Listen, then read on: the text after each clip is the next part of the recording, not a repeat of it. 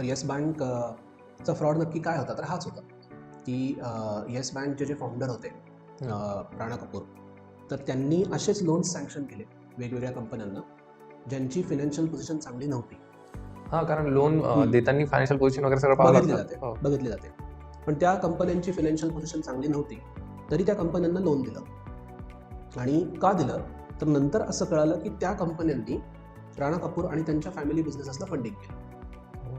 म्हणजे समजा आता मी बँकेचा ओनर आहे, ओके, आणि तू माझ्याकडे लोन घ्यायला आलायस, तर मी तुझं फायनान्शियल पोझिशन बघतो आणि मला असं वाटतं की नाही द्यायला पाहिजे तुला लोन, कारण तुला जर लोन दिलं तर ते लोन बुडेल आणि माझ्या बँकेचा लॉस होईल.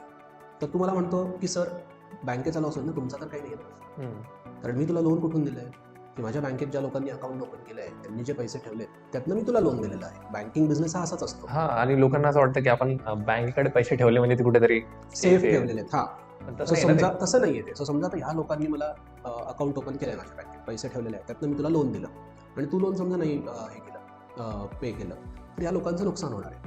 तर मी तुला म्हणतो नाही बाबा ह्या लोकांचं नुकसान होईल असं कसं, तू मला कन्व्हिन्स करतो की सर ह्या लोकांचं नुकसान होईल, तुमचं काय होणार आहे स्वतः, तुम्ही बँक मॅनेजर आहात, तुमचा काय लॉस होणार आहे, तुमच्या डिपॉझिटरचा लॉस होणार आहे, आरबीआय आणि गव्हर्नमेंट बघून घेईल त्यांना. तर मी तुला 10,000 रुपये लोन देतो, त्यातले 1,000 रुपये तुम्हाला रिटर्न करतो अनऑफिशियली. मे बी एखाद्या माझ्या बिझनेसमध्ये पैसे इन्व्हेस्ट करशील किंवा फार तर फार कॅशमध्ये देशील. ओके, सो याला आपण बिझनेस लँग्वेजमध्ये म्हणतो किकबॅक, की तुला लोन मिळण्याची तुझी कपॅसिटी नसताना पण मी तुला लोन सँक्शन केलं म्हणून तू मला ॲज अ किकबॅक म्हणून त्या लोनमधली काही अमाऊंट दिली. ओके, माझं काम झालं, मला पैसे मिळाले, उद्या तू ते लोन बुडवतो आणि मी हात वरती करतो की मी तर बघितलं की याची फायनान्शियल पोझिशन मला चांगली वाटली होती, हिने लोन बुडवला, तर मी काय करू. म्हणजे मी हात वरती केले, डिपॉझिटर्सचा लॉस झाला आणि यांनी जर बँकरप्सी मिळाले, हा, आणि ज्या कंपनीनी जे लोन घेतलेलं आहे ती बँकरप्ट होऊन जाते. हा, ती बँकरप्सी जाहीर करते. हा, बँकरप्सी जाहीर केली, ती लिगली काही ऍक्शन घेता येत नाही. म्हणजे सगळ्यांसाठी ही विन विन सिच्युएशन झाली, पण हा फ्रॉड आहे. सो अशा पद्धतीचाच फ्रॉड येस बँकमध्ये झालेला होता. सो हे पण करप्शनचाच एक एक्झाम्पल आहे.